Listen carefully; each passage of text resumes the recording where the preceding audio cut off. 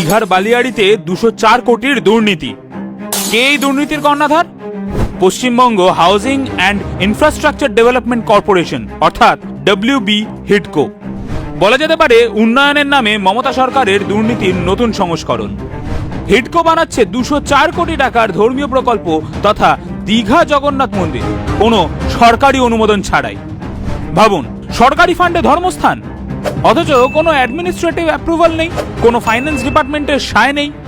যার টেন্ডার ছিল 143 কোটি, তার শেষ খরচ 204.89 কোটি, মানে 61 কোটি বেশি।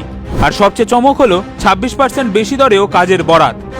ফাইন্যান্স ডিপার্টমেন্টের নিয়ম বলছে 10%-এর বেশি দর মানেই অনুমোদন দরকার, কিন্তু হিডকো তো মমতা হাউজিং কর্পোরেশনে পরিণত হয়েছে, তাই নো অনুমোদন, অনলি কারাপশন।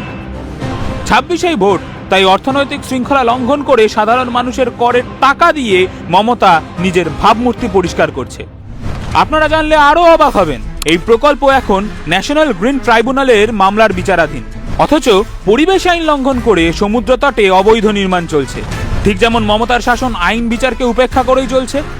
জনগণের টাকা, ধর্মের আবেগ আর প্রশাসনিক ক্ষমতা সব মিশে তৈরি হচ্ছে মমতার সরকারের লুটের ফর্মুলা।